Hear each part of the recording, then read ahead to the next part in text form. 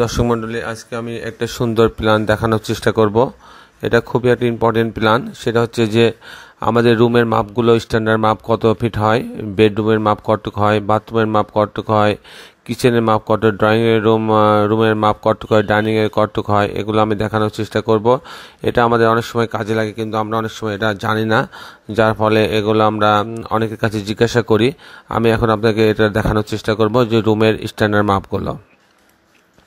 তার আগে আমি আপনাদেরকে জানাই রাখি, যারা এখন আমার চ্যানেলটা সাবস্ক্রাইব করেন নাই তাদেরকে অনুরোধ জানাবো আমার চ্যানেলটা সাবস্ক্রাইব করে নেবেন, তাহলে আগামী পর্বে এবং আমার বেল আইকনটি একটু চাপ দিয়ে রাখবেন, যাতে প্রতি পর্বে আমি যে ভিডিওগুলো দিয়ে থাকি সেগুলো আপনারা দেখার সুযোগ পাবেন এবং আমি নিজে উৎসাহিত বোধ করব।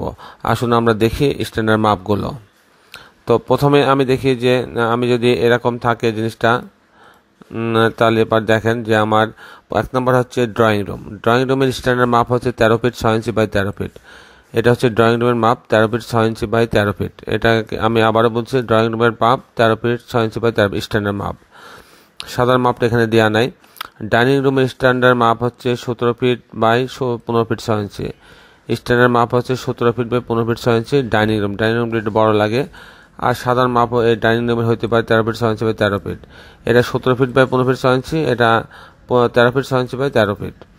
আর বেডরুমে এটা ইম্পর্টেন্ট, বেডরুমের স্ট্যান্ডার্ড মাপ হচ্ছে 13 feet 6 inch by 15 feet 6 inch. এটা কিন্তু আমরা অনেকেই জানি না, আমরা বলি 11 ফিট 12 ফিট, কেউ বলে 12 ফিট বাই 13 ফিট, কিন্তু প্রকৃতপক্ষে বেডরুমের স্ট্যান্ডার্ড মাপ 13 feet 6 inch by 15 feet 6 inch. 13 feet 6 inch by 15 feet 6 inch. আমি আবারও বলছি 13 feet 6 inch by 15 feet 6 inch. এটা বড় করে রাখলাম যে এটা আমাদের সবচেয়ে বেশি কাজে লাগে, যে বেডরুমের স্ট্যান্ডার্ড মাপ হচ্ছে 13 ফিট 6 ইঞ্চি বাই 15 ফিট। সাধারণ মাপ হচ্ছে 10 ফিট বাই 13 ফিট 6 ইঞ্চি। সাধারণ মাপ হচ্ছে 10 ফিট বাই 13 ফিট 6 ইঞ্চি।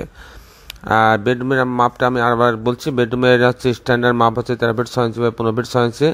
আর সাধারণ মাপ 10 ফিট বাই 13 ফিট 6 ইঞ্চি। আর রান্নাঘর আছে, রান্নাঘরের মাপ হচ্ছে 9 feet 10 inch by 9 feet 10 inch. Standard মাপ হচ্ছে 9 feet 10 inch by 9 feet 10 inch. আর সাধারণ মাপ, রান্নাঘরের সাধারণ মাপ 8 ফিট বাই 9 ফিট 10 ইঞ্চি, কিন্তু যদি স্ট্যান্ডার্ড মাপ হয় 9 feet 10 inch by 9 feet 10 inch. আর এটা হচ্ছে যে বাথরুমের মাপ থাকে, বাথরুমের মাপ সাধারণত স্ট্যান্ডার্ড মাপ যদি আমি ধরি 5 ফিট 10 ইঞ্চি বাই 8 ফিট। বাথরুমের স্ট্যান্ডার্ড মাপ হচ্ছে 5 ফিট 10 ইঞ্চি বাই 8 ফিট। আর সাধারণ মাপ 5 fit 10 inch by 5 fit 10 inch. আর গ্যারেজের মাপ, এটা আমাদের অনেক কাজে লাগে। গ্যারেজের মাপটা আমাদের জানতে হবে। এটা 9 ফিট 10 ইঞ্চি, অর্থাৎ 10 ফিট বাই 19 ফিট।